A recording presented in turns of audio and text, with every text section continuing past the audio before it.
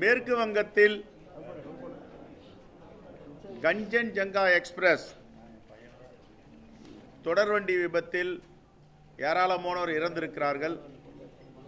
பல பேர் பலத்த காயமடைந்திருக்கிறார்கள். இறந்தவர்களுக்கு 10 லட்சம் ரூபாயும், படுகாயமடைந்தவர்களுக்கு 2.5 லட்சம் ரூபாயும், சிறிய காயமடைந்தவர்களுக்கு 50,000 ரூபாயும் எப்பொழுதும் மோடி அரசு அறிவிப்பது போல் இப்பொழுதும் அறிவித்திருக்கிறது. பாஜக ஆட்சிக்கு வந்ததிலிருந்து கோரமண்டல் எக்ஸ்பிரஸில் 288 பேர் இறந்தார்கள்.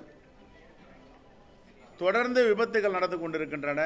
அஸ்வின் என்ற ரயில்வே துறை அமைச்சர் மிகவும் எளிதாக இதையும் கடந்து போக முடியும் என்று இது விபத்து என்று சொல்லுகிறார். லட்சக்கணக்கான கோடிகளை ரயில்வே துறைக்கு நிதிநிலை அறிக்கையில் ஒதுக்கப்படுகிறது. ஆனால் அதை சரியாக பாதுகாப்புக்காக பயன்படுத்துகிறார்கள் என்ற கேள்வியை கண்ட்ரோலர் ஆஃப் ஆடிட்டர் ஜெனரல் எழுப்பியிருக்கிறார். அது மட்டுமல்ல, பாதுகாப்பு உபகரணங்கள் வாங்குவதற்கு பதிலாக, பாதுகாப்பிற்கு செலவு பண்ணுவதற்கு பதிலாக ஆடம்பர வீடுகள் கட்டுவதும், சுற்றுலா மாளிகை கட்டுவதும், அந்த சுற்றுலா மாளிகை பங்களா வீடுகளுக்கு விலை உயர்ந்த பர்னிச்சர்களை வாங்குவதிலும் இவர்கள் கவனம் செலுத்துகிறார்கள். பாதுகாப்பு குறைபாடுகள் உள்ள இடத்தில் இவர்கள் கவனம் செலுத்தவில்லை என்று தொடர்ந்து 6 ஆண்டுகளாக சிஏஜி அறிக்கை சொல்லுகிறது. ஆனால் மெத்தன போக்கோடு இப்படி விபத்துகளை தொடர்ந்து பாஜக அரசு அனுமதித்து வருகிறது. காங்கிரஸ் பேரியக்கத்தின் தலைவராக இருந்தவர், ரயில்வே துறை அமைச்சராக இருந்த ஓவி அழகேசன் அவர்கள் விபத்து, அரியலூர் விபத்து ஏற்பட்டவுடன் பதவியை ராஜினாமா செய்தார். சாஸ்திரி அவர்களும் ராஜினாமா செய்திருக்கிறார். மம்தா பானர்ஜி ரயில்வே துறை அமைச்சராக இருக்கும் பொழுது விபத்து நடந்தவுடன் ராஜினாமா செய்தார். நிதிஷ்குமார் அவர்கள் ரயில்வே துறை அமைச்சராக இருந்தபோது ராஜினாமா செய்தார். ஏன் பாஜக அமைச்சர்கள் மட்டும் ராஜினாமா செய்ய மறுக்கிறார்கள், பிடிவாதமாக இருக்கிறார்கள்? அதிகார வெறி என்பது இதன் மூலமாக தெரிகிறது. ஆகவே இனிவரும் காலங்களில் இப்படிப்பட்ட விபத்துகளை தவிர்க்க வேண்டும். சிஏஜி சொன்ன அறிவுரைகளை ஏற்றுக்கொள்ள வேண்டும். லட்சக்கணக்கான கோடிகளை பாதுகாப்பிற்காக ஒதுக்கப்படுகிறது. அந்த நிதியை பாதுகாப்பிற்காக, ரயில்வே பயணிகளின் பாதுகாப்பிற்காக பயன்படுத்த வேண்டும். ஏற்கனவே நாங்கள் கர்நாடகாவை சார்ந்த நாடாளுமன்ற உறுப்பினர் சோமண்ணா அவர்களை ஜல் சக்தி மிஷனாக, நீர்வளத்துறை அமைச்சராக நியமிக்கும் போது காங்கிரஸ் பேரியக்கம் கடுமையாக எதிர்த்தது.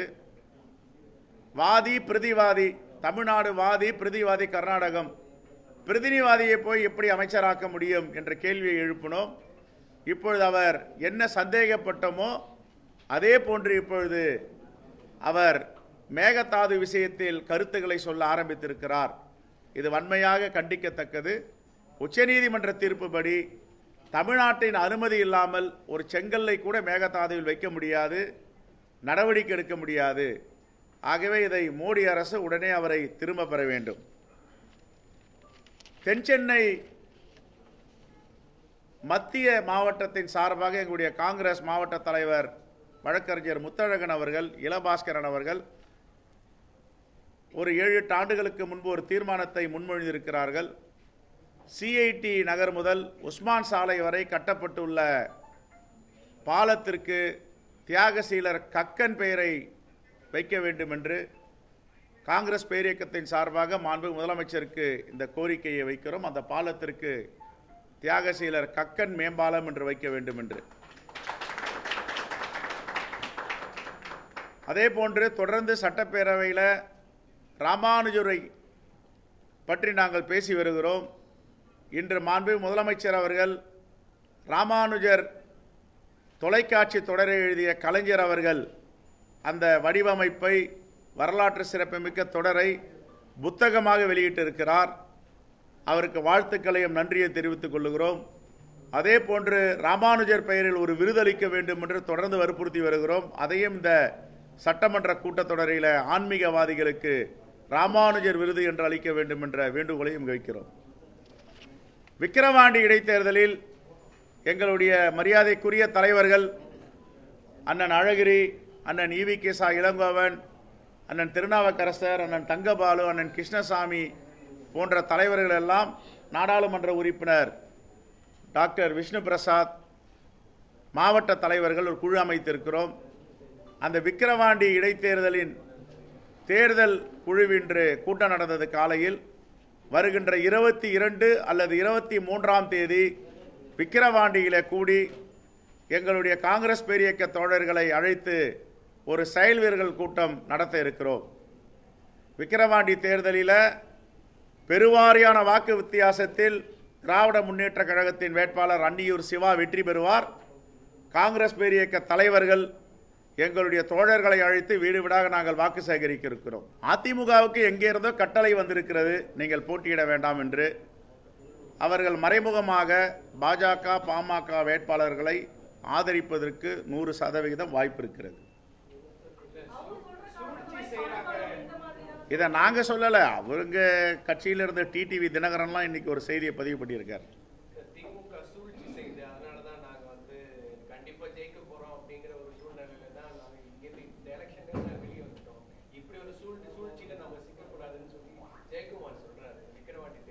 என்ன சூழ்ச்சி? அப்போ அவரே சொல்கிறாரு, நம்ம பாமகக்கு எதிராக பாஜக எதிராக வேட்பாளர் போடக்கூடாதுன்ட்டு அவரே ஒத்துக்கொள்ளுகிறார். பி டீமாக இருக்காங்க அவங்களுக்கு.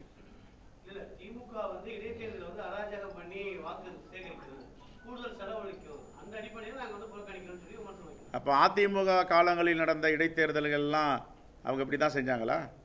இதே விக்கிரவாண்டியில் இடைத்தேர்தல் வரும்போது அதிமுக வேட்பாளர் வெற்றி பெற்றிருக்கார், முத்துச்செல்வன். அவர் எப்படி வெற்றி பெற்றாரு? அப்போ அவர்களுக்கு ஒரு நீதி, திராவிட முன்னேற்ற கழகத்துக்கு ஒரு நீதியா?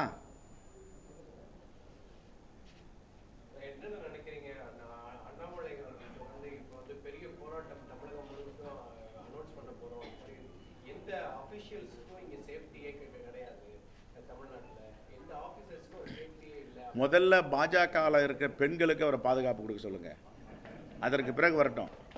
அவங்க பெண்கள் நிர்வாகிகளுக்கு முழுமையாக நான் பாதுகாப்பு கொடுப்பேன்னு பேச சொல்லுங்க அவரை.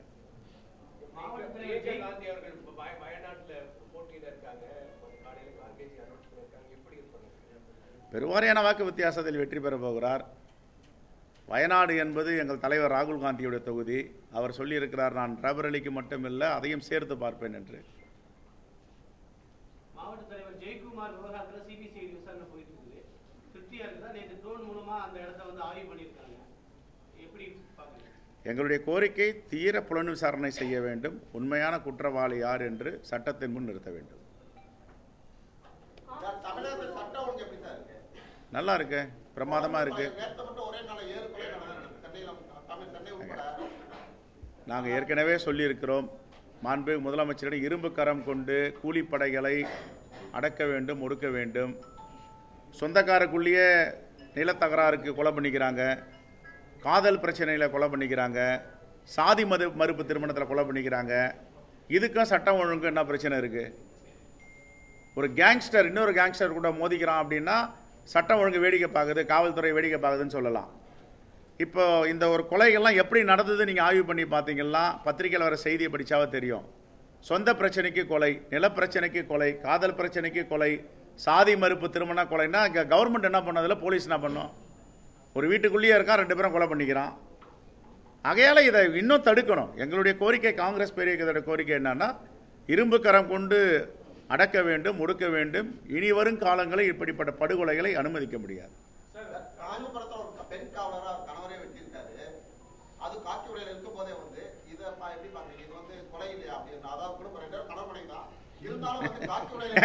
அவங்க குடும்ப பிரச்சனை இருக்கிறது கவர்மெண்ட் என்னங்க பண்ணும்? ஆட்சி என்ன பண்ணும்? முதலமைச்சர் என்ன பண்ணுவார்?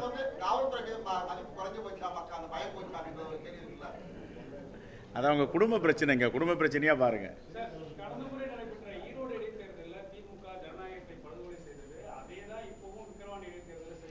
எங்க ஈரோடு சட்டமன்ற தலைவர், எங்க தலைவர் தான் இங்க உட்காந்துருக்காரு. இருங்க ஏங்க,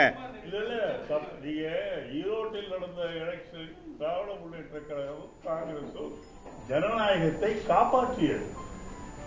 ஆகவே நீங்கள் சொல்வது போல் ஜனநாயகத்தை ஒழுங்காக ஓட்டு கேட்டோம். ஒரு நாளைக்கு இல்ல, அவங்க வெற்றி பெற வரைக்கும் வாயை திறக்கல. நாங்க வெற்றி பெற்றவுடன் ஜனநாயக படுகொலை அப்படின்னாங்க. அது முன்னாடியே சொல்ல வேண்டியதானே?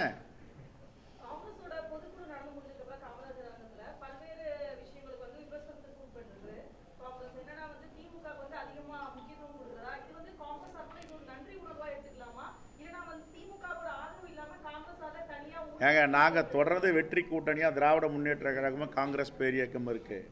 அன்னைக்கு செயற்கோளை யாரும் கூட்டணியை பத்தி பேசல. எங்களுடைய கட்டமைப்பை வலிமைப்படுத்தணும் தான் பேசணும். ஒவ்வொரு கட்சிக்கும் பேசுறதுக்கு உரிமை இருக்கு, மோட்டிவேட் பண்றதுக்கு உரிமை இருக்கு. மோட்டிவேஷனும் கட்டமைப்பை வலிமைப்படுத்தின ஸ்பீச் தான் எல்லாருமே பேசினாங்களே கண்டி யாருமே வந்து கூட்டணி பத்தி ஒருத்தர் கூட பேசல. தோழர்களும் பேசல, வந்த தலைவர்களும் பேசல. அதுக்கு தான் தவறா திரிச்சு போட்டாங்கன்னு நான் ஒரு மறுபறிக்கை கொடுத்துருந்தேன். நெக்ஸ்ட், சார்ந்தும் இருக்காது, தனித்தும் இருக்காது. நாங்கள் இந்தியா கூட்டணியை வலிமைப்படுத்துவோம். திராவிட முன்னேற்ற கழகத்தோடு மிகவும் வலிமையா, பலமா, உண்மையா இந்த இந்தியா கூட்டணி இருக்கு. இந்தியா கூட்டணி வலிமை பெறும்.